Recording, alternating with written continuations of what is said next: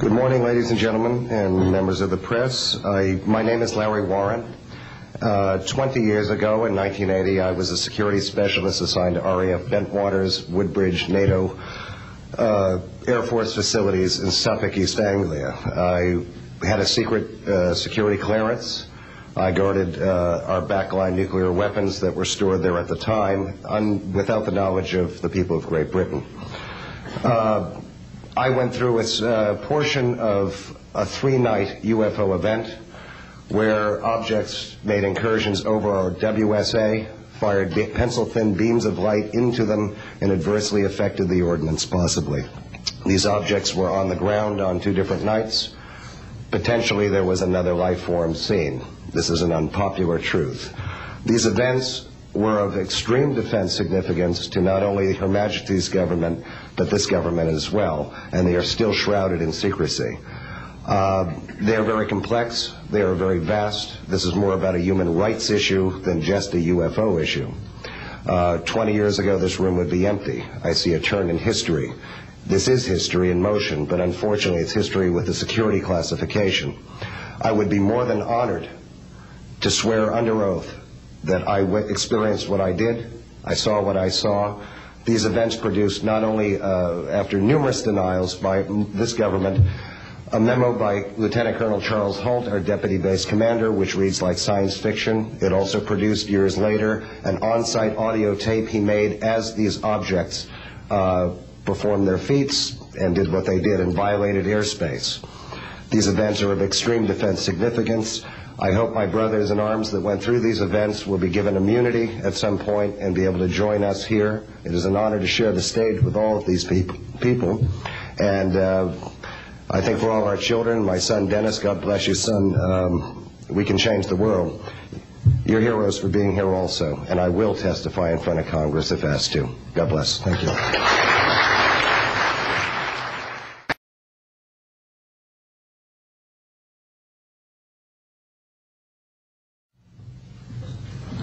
Hi, my name is George Filer III.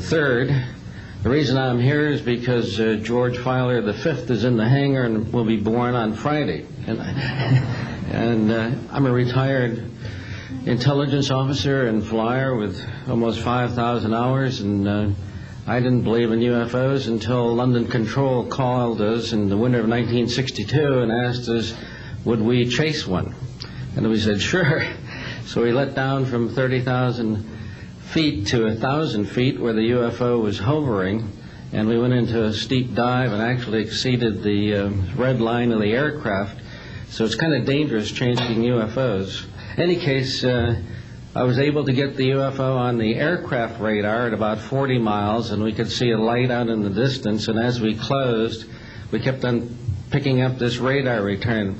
Point I'm mentioning that the radar return was very distinct and solid, indicating it was some kind of a metallic object. We got about a mile from the UFO, and it kind of lit up in the sky and went off into space, very similar to what the shuttle looks like when it takes off. Later on, I was working in intelligence.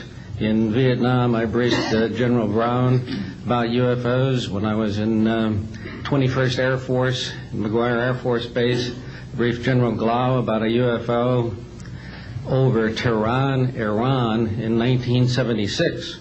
That 2 F-4s from the Iranian Air Force had taken off and tried to intercept the UFO. And when they turned on their fire control systems, they immediately went off. All the electrical systems went out. The planes had to return to base. This was particularly significant because it was also picked up on satellites. In 1978, on January 18th, I was going into the base. Every morning I did the briefing to the general staff, and I noticed that there are some lights off in the distance at the end of the runway there.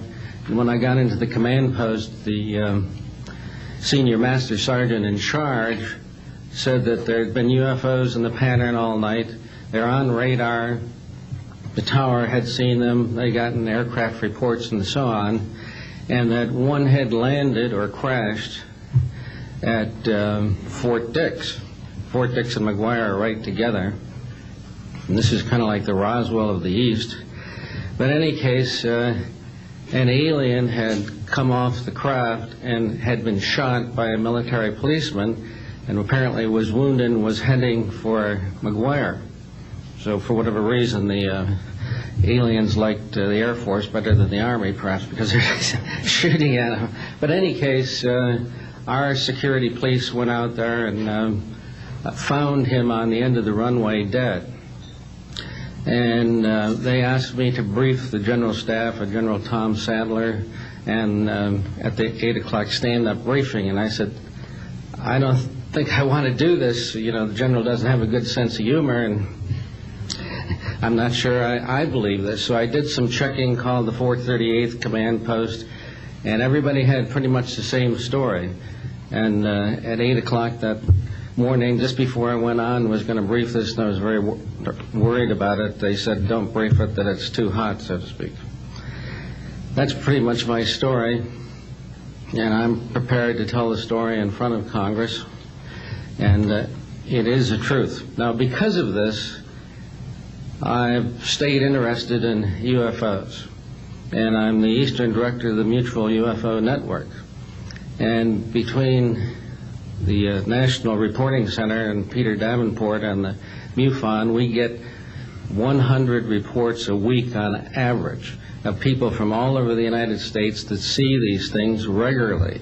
And if you start checking, they're out there and they're low, and people are seeing them all the time.